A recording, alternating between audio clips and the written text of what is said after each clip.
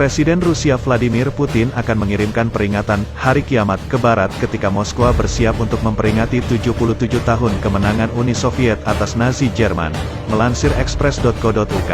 Minggu, tanggal 1 Mei tahun 2022, Hari Kemenangan di Rusia, yang diadakan pada tanggal 9 Mei adalah hari libur umum terbesar di negara itu dan menjadi simbol kebanggaan nasional. Tahun lalu, lebih dari 12.000 tentara, 190 senjata dan 80 pesawat militer dipajang untuk parade tersebut.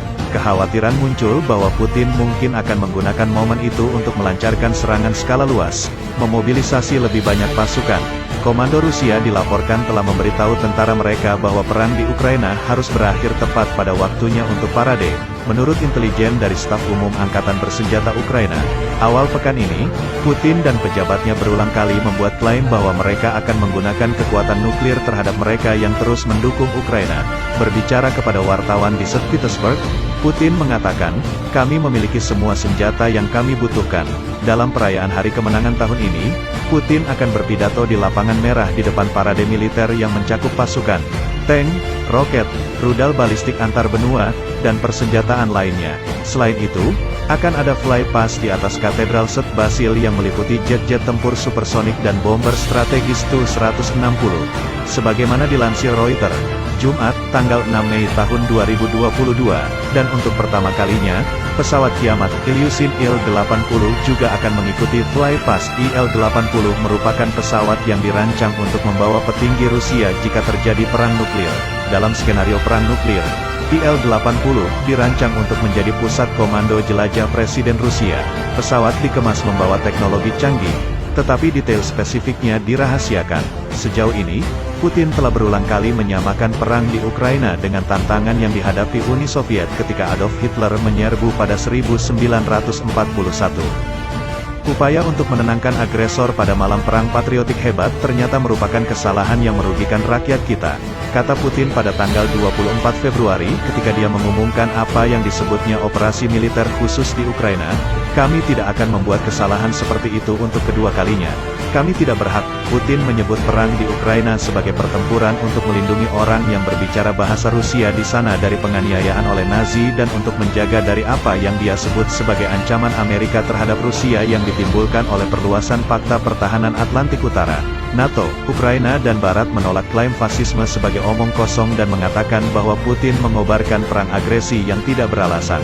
Uni Soviet kehilangan 27 juta orang dalam Perang Dunia II, lebih banyak dari negara lain manapun.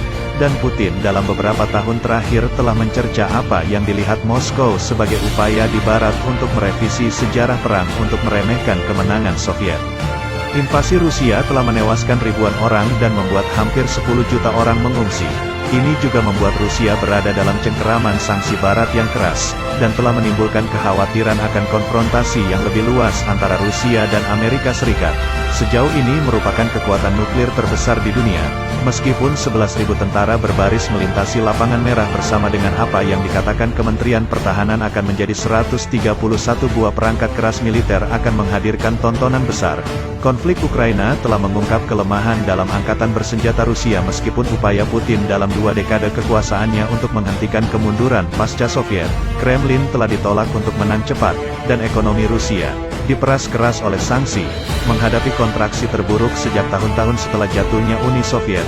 Kurang dari 2 dekade lalu, Presiden AS George W. Bush bergabung dengan Putin untuk perayaan tanggal 9 Mei di Moskow.